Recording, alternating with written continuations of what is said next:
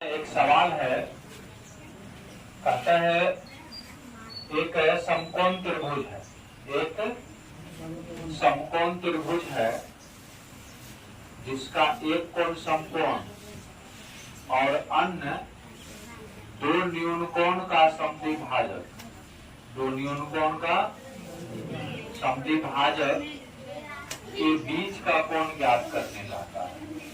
एक समकोण त्रिभुज में दो न्यूनकोण, दोनों न्यूनकोण के समद्विभाजकों के बीच का कोण रहता है ज्ञात करें।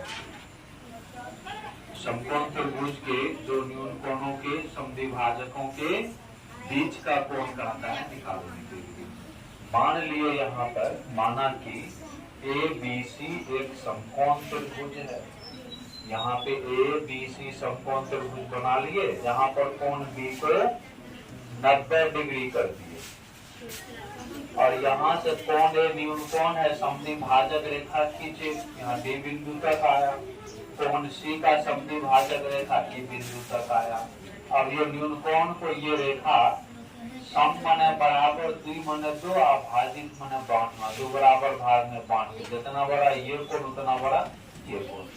ये कोण C को CE रेखा दो बराबर भाग में बांटे हैं, जितना बड़ा ये कोण उतना बड़ा ये कोण हो जाएगा।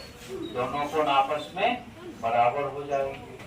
अब यहाँ से देखिए त्रिभुज के दोनों कोण बराबर हो गए तो लिख दिए कोण BAD बराबर कोण DAC, कोण BAD बराबर कोण DAC और कोण ACE बराबर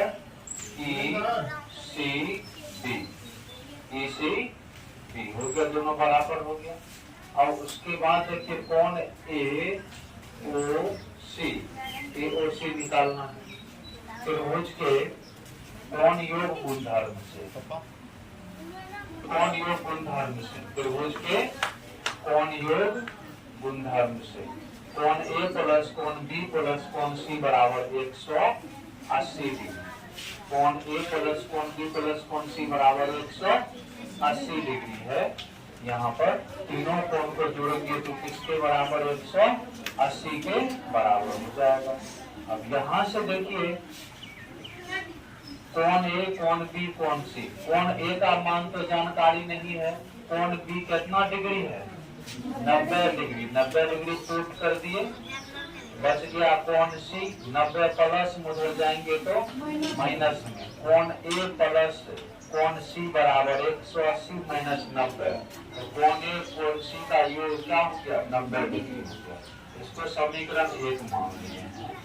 अब फ्रॉम फर्स्ट, उसके बाद समीकरण 1 से, समीकरण 1 से देखते यहाँ पर दिया गया है, समीकरण 1 से आता कोण A और कोण C बराबर 90 डिग्री, कोण A और कोण C बराबर 90 डिग्री है तो A और C तो न्यूनकोण है, A और C क्या है न्यूनकोण है। और कोण A को लिख सकते हैं BAD प्लस BAC। देखिए BAD प्लस B, यहाँ से DAC लिख सकते हैं और कोण C को लिख सकते हैं आपको यहाँ पर ACE, उसके बाद ECB इस तरह से लिख सकते हैं। आप देखिए यहाँ पर जितना बड़ा ये कोण है उतना बड़ा ये कोण है, जितना बड़ा BAD है उतना बड़ा DAC है, तो BAD बराबर DAC, तो DAC बराबर भी क्या हो जाएगा BAD, DAC बराबर भी क्या हो जाएगा BAD। यहाँ से देखिए वही लिखे हैं, जितना बड़ा DAC है उतना बड़ा BAC है, तो BAC के लिए क्या लिख सकते हैं DAC लिख सकते हैं। फिर यहाँ पे कहा था ACE जितना बड़ा है उतना बड़ा CEB, उतना बड़ा CEB है, तो यहाँ पर ACE जितना बड़ा उतना बड़ा है ना ECB है, तो ECB की जगह पर ACE लिख सकते हैं। अब यहाँ से देखिए इधर से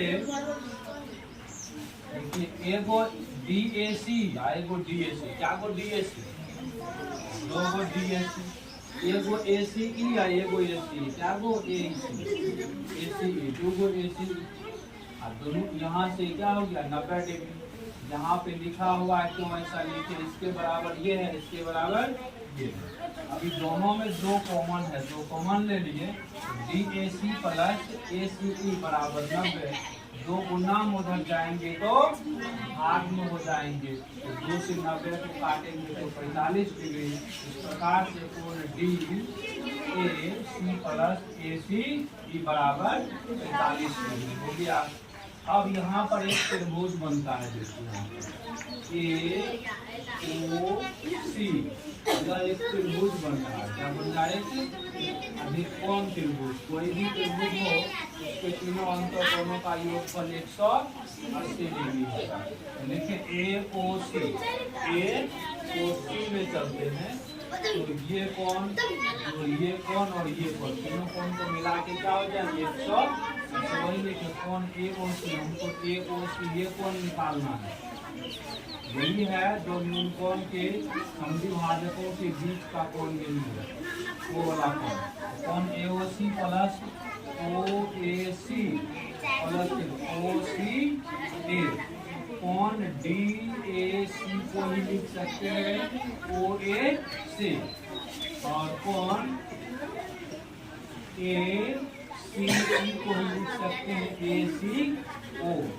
कोण OAC प्लस कोण OCB बराबर 180 डिग्री। कहाँ से? त्रिभुज के तीनों अंतर कोण के योग से। AOC का मान मालूम है, तीनों का योग क्या निकला है? 45 डिग्री यहाँ पर रखिए, बराबर 180। 45 प्लस में साइड जाएंगे तो माइनस में, और 180 में से 45 घटाएंगे 135 डिग्री। कोण AOC का मान क्या निकल गया? 135 डिग्री। ये कोण आपका निकल गया, निकालना। तो इस प्रकार से इस सवाल का हल